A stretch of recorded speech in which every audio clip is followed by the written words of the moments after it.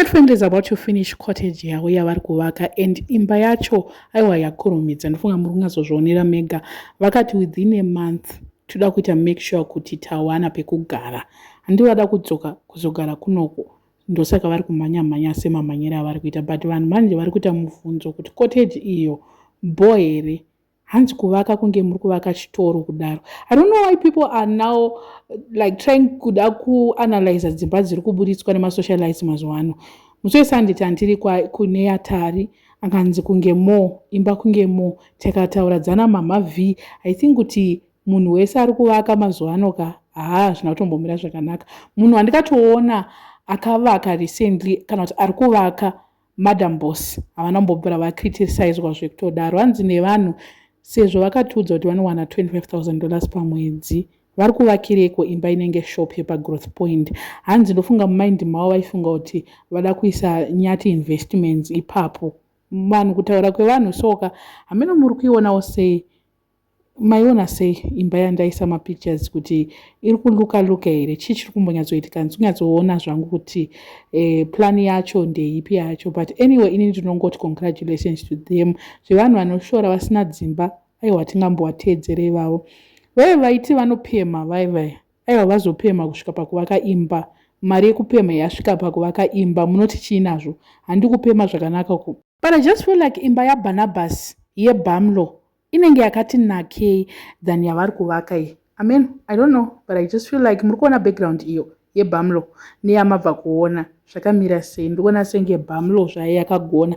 I don't know sei vasina kuenda ikoko kunobetserwa nababa wavo. Pamwe it was expensive and they were trying to cut down on my expenses. Gilbert anoziva mari kawo yakati kana ndingambonowakirwe neBamlo regai titsvage mabhiridha edu anogona kutiitira. Pana vandavona vachibvunza kuti ndo pachaiswa swimming pool here apa. Imba iyoyi ndo pachazoita swimming pool. It's just a cottage. But still dai cottage yacho yaiswawo plan zvino. I mean, I don't know.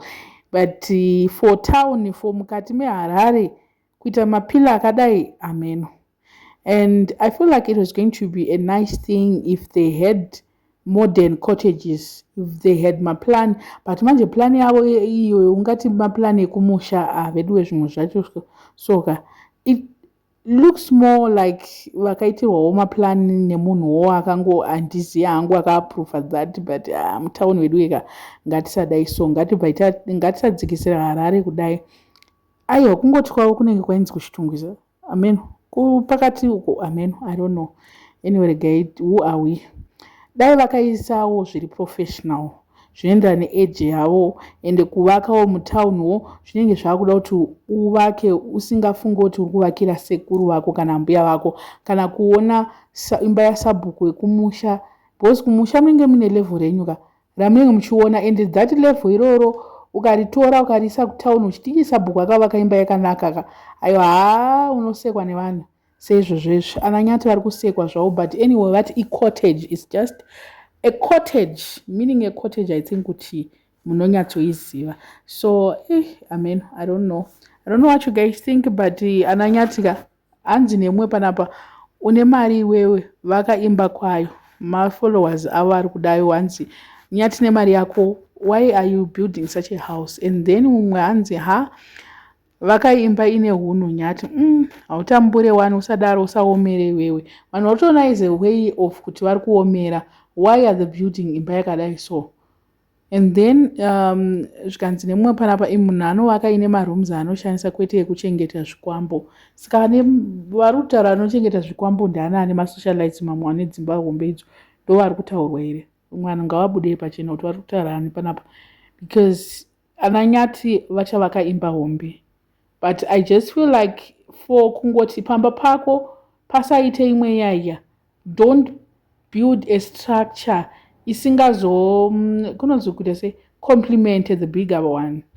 Chibva utongovakira ka1, because imba yavo iri kumusha yayaka inenge iri ikatotorwa ikaiswa kuHarare zvitori nani than imba yavari kuvaka iyi. Structure yavari kuvaka iyi pamberi apa hameno kuti zvakangoita sei.